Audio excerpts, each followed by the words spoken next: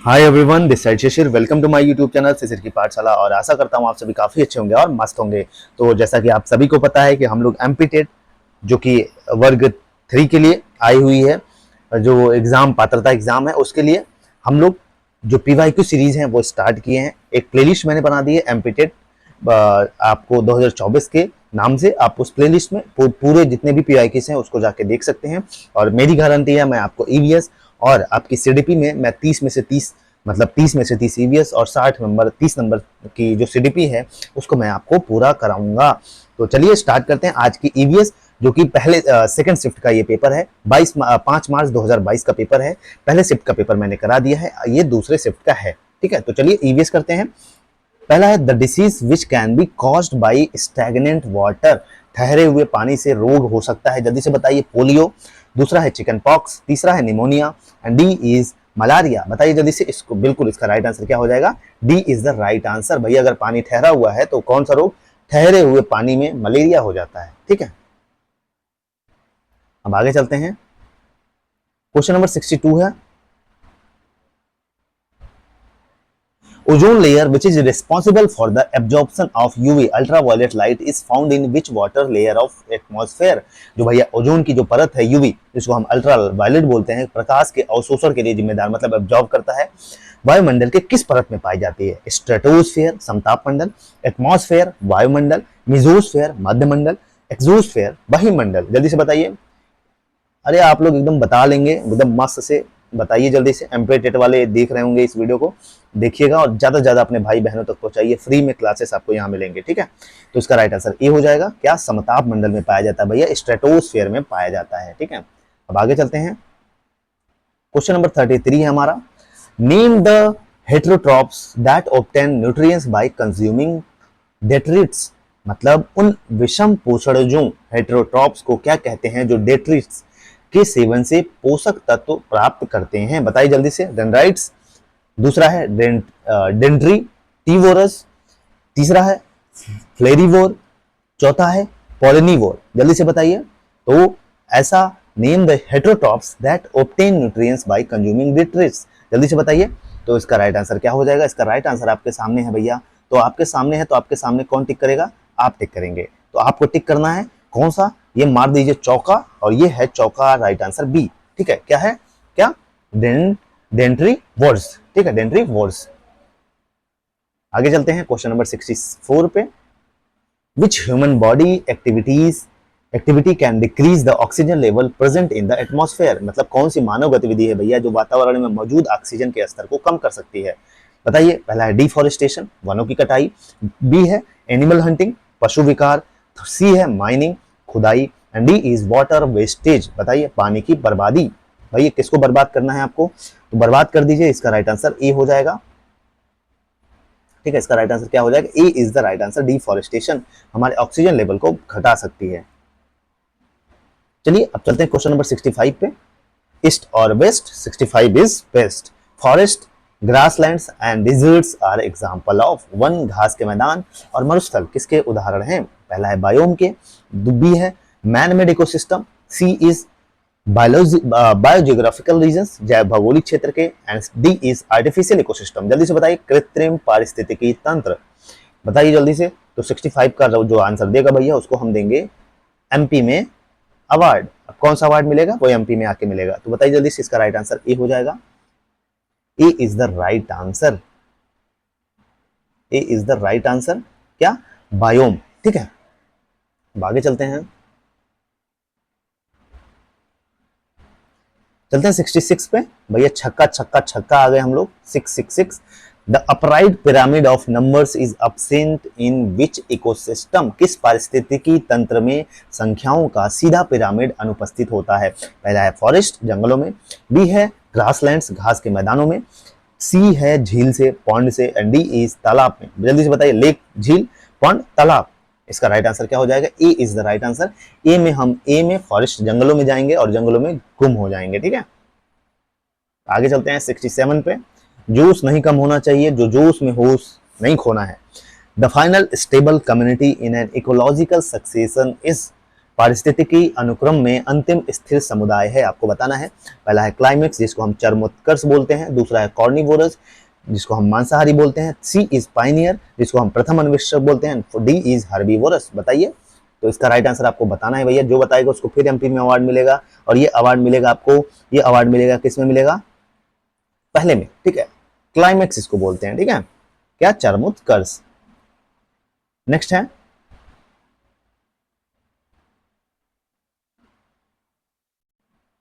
68 पे चलते हैं। In Srinagar the old houses are made of stone, bricks and wood. The doors and windows have beautiful arches which are known as. Srinagar में पढ़ाया है CTET का, ये सारी चीजें मैंने पढ़ाई हैं आपको, ये आपको मिलेंगी। आप जाएंगे एनसीईआरटी मैंने कराया है। श्रीनगर में पुराने घर पत्थर, ईंट और लकड़ी के बने होते हैं। दरवाजों और खिड़कियों में सुंदर वृत्त खंड होते हैं। इन्हें क्या कहा जाता है? बताइए। मेहराब, बी हसिंडा, सी बाण खलिहान एंड डी इज सागवान। जल्दी बताइए, तो इसका राइट आंसर ए हो जाएगा भाई, इसको मेहराब बोलते हैं, ठीक है। क्वेश्चन नंबर 69 पे चलते हैं। The nest of golden eagle is called edge. Golden eagle के घोंसले को क्या कहते हैं? जल्दी से बताइए। पहला है रीड बेड्स, कंडे का बिस्तर। बी है गुलिमटिस, जल्दी से बताइए, गिलमॉट्स बोलते हैं। एंड सी इज रुकरीज, जिसको काकासरे बोलते हैं। एंड डी इज आयरी, आयरी बोलते हैं। बताइए जल्दी से। तो जो बताएगा इसको फिर से 1 करोड़ रुपए मिलेगा, तो इसका राइट आंसर डी हो जाएगा, आयरी, ठीक है। इसको आयरी बोलते हैं, इसके गोल्डन ईगल के घोंसले को। चलिए चलते हैं 70 पे।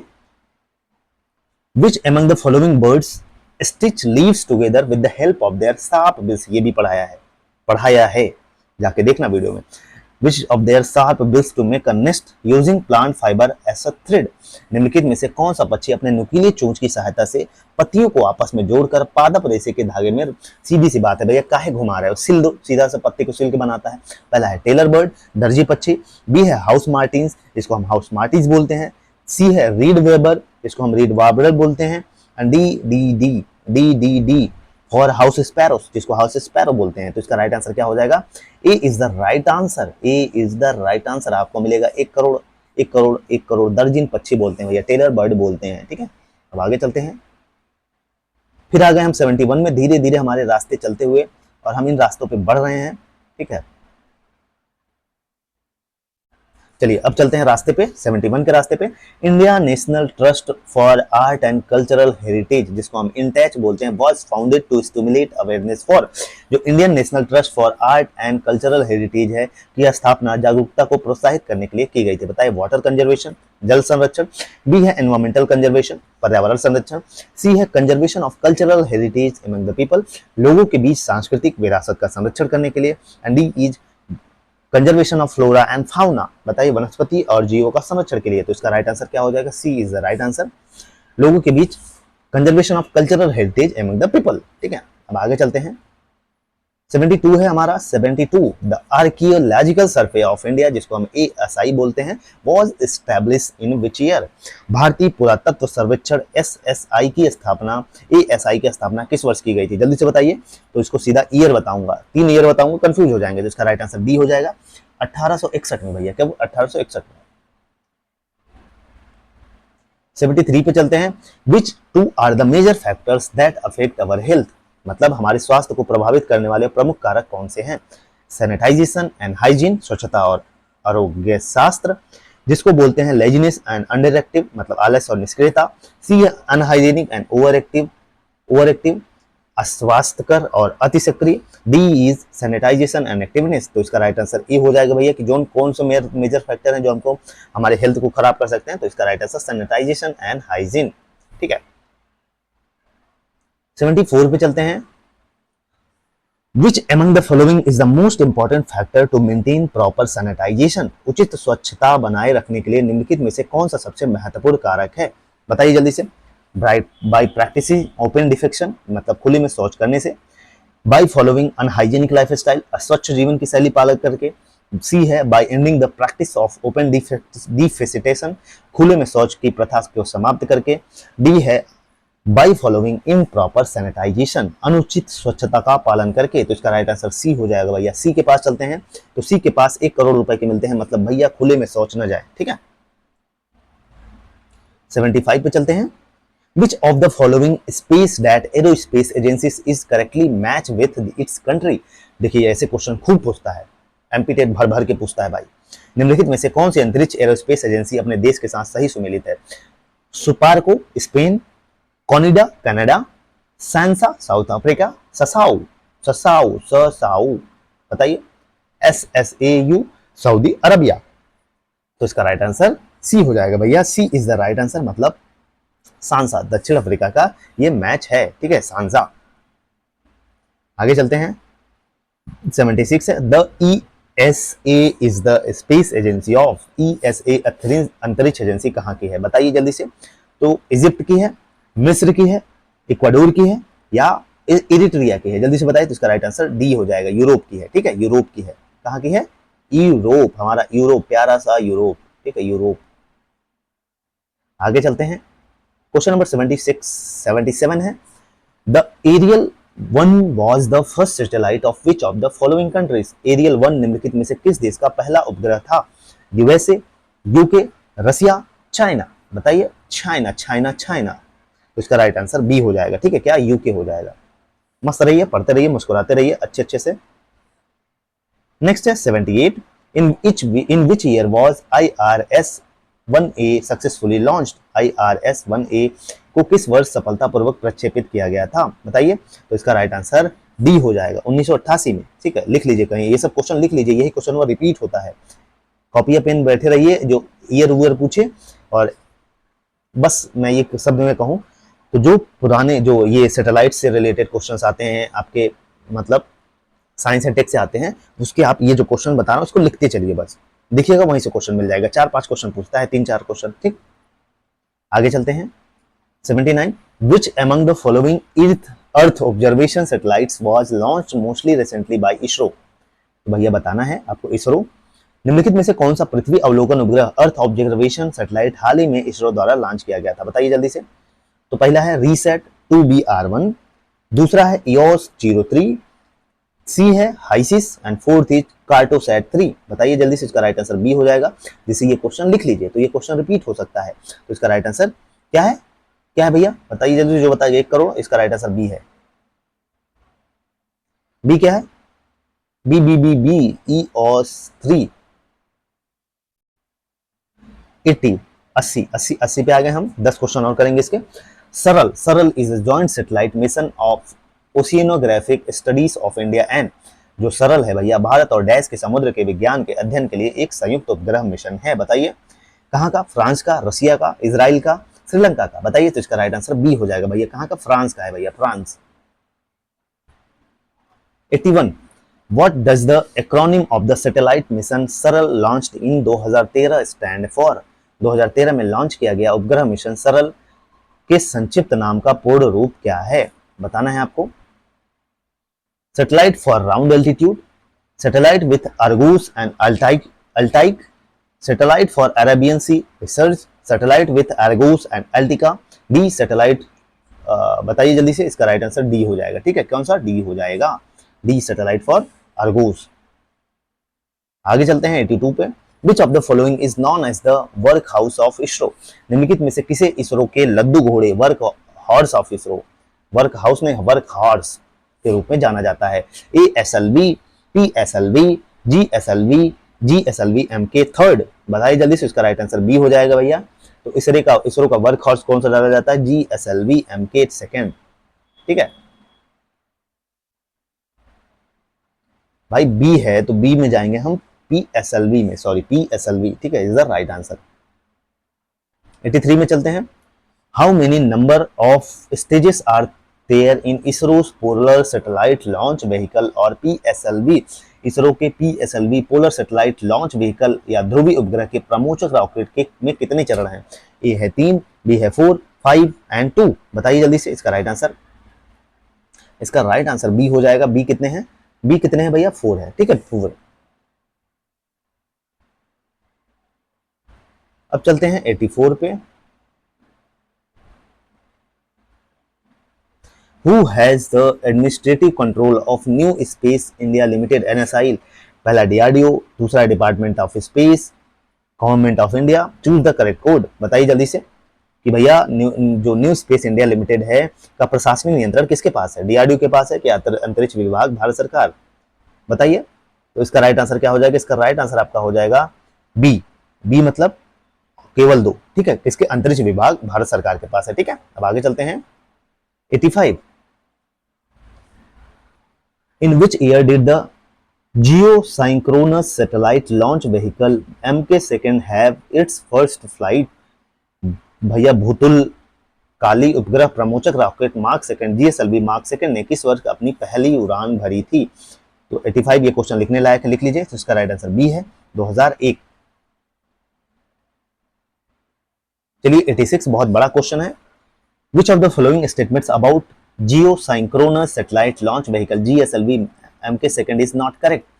The first launch of the GSLV was unsuccessful, पहला जो लॉन्च किया गया था वो अनसक्सेसफुल था। Satellite launch vehicle mark second is the largest launch vehicle developed by India. तो भैया ये मतलब सेकंड लार्जेस्ट व्हीकल था जो लॉन्च किया गया था। सी है, this fourth generation launch vehicle is a 3 stage vehicle with 4 liquid strap ons. यह चौथी पीढ़ी का प्रक्षेपण यान 4 तरल स्ट्रैप ऑन के साथ 3 चरण वाला वाहन है। डी है, GSLV can launch up to 5000 kg payloads to low earth orbit. बताइए जल्दी से, इसका राइट आंसर क्या होगा, A is the right answer. बिल्कुल, इसका जो GSLV का पहला प्रक्षेपण था वो असफल रहा था, ठीक है। अब आगे चलते हैं 87, any expression by children with some novelty is dash expression. बच्चों द्वारा कोई भी अभिव्यक्ति नवाचार तरीके से की गई उसे डैश अभिव्यक्ति कहते हैं। पहला क्रिएटिव, दूसरा है ड्रामेटिक, तीसरा है सोशल, फोर्थ है सामाजिक मतलब एस्थेटिक। बताइए। तो इसका राइट आंसर ए हो जाएगा, ठीक है। इसको कौन सा कहेंगे, ड्रामेटिक कहेंगे, ठीक, ड्रामेटिक। इसका राइट आंसर ए हो जाएगा, ड्रामेटिक। सॉरी, क्रिएटिव इसको बोलते हैं भाई, रचनात्मकता बोलते हैं, ठीक है। चलिए 88 पे चलते हैं। The teacher should plan lesson with activities that aim to nurture dash among the young learners in the class. पहला है expressiveness, दूसरा है creativity, C is imagination and D is physical strength. शिक्षक उन गतिविधियों के साथ पाठों की योजना बनानी चाहिए जिनका उद्देश्य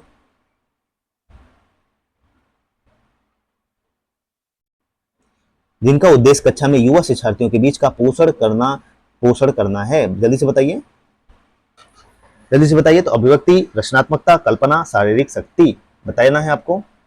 तो इसका राइट आंसर आपका कौन सा हो जाएगा, इसका राइट आंसर डी हो जाएगा। डी क्या है, डी मतलब पहला, दूसरा, तीसरा, तीनों सही है। इसका पहला, दूसरा, तीसरा, अभिव्यक्ति, रचनात्मकता और कल्पना, ठीक है। अब आगे चलते हैं 89 है हमारा। A teacher has given assignment to student to draw a tree near her and all those things that she can see around that tree. Which method of learning is this? एक शिक्षिका है भैया, अपने छात्र को अपने एक पास का पेड़ का चित्र बनाने के देती हैं और वह सभी चीजों को देती हैं जो पेड़ के अगल बगल है। यह अधिगम का कौन सा तरीका है। पहला ऑब्जर्वेशन मेथड, अवलोकन विधि, बी है डिमोन्स्ट्रेशन मेथड, प्रदर्शन विधि, सी है क्रिएटिव एक्सप्रेशन मेथड, रचनात्मक अभिव्यक्ति विधि, and D is play with method, खेल कूद विधि। बताइए जल्दी से। तो इसका राइट आंसर क्या होगा, इसका राइट आंसर ए हो जाएगा, ठीक है। क्या, अवलोकन विधि, जिसको हम डिमोन्स्ट्रेशन मेथड, ऑब्जर्वेशन मेथड बोलते हैं, ठीक है। Observation method is the right answer. चलिए आज का लास्ट क्वेश्चन, लास्ट क्वेश्चन का जवाब जो देगा उसको 1 करोड़ रुपए फिर से मिलेगा भाई। Non verbal art often encourage student to express those thoughts and feelings which they do not like to say, which creative expression can be seen through this. मूल कलाएं अक्सर बच्चों को वह अभिव्यक्ति करने के लिए प्रेरित करती हैं जो बोलना नहीं चाहते। इस माध्यम से कौन सी रचनात्मक अभिव्यक्ति देखी जा सकती है। पहला है स्पीच, भाषण, दूसरा है लाइव परफॉर्मेंस ऑफ बैंड, सी है म्यूजिक, डी है मूवमेंट एंड डांस। तो इसका राइट आंसर डी हो जाएगा भैया, क्या, मूवमेंट एंड डांस, ठीक है, गति एवं नृत्य।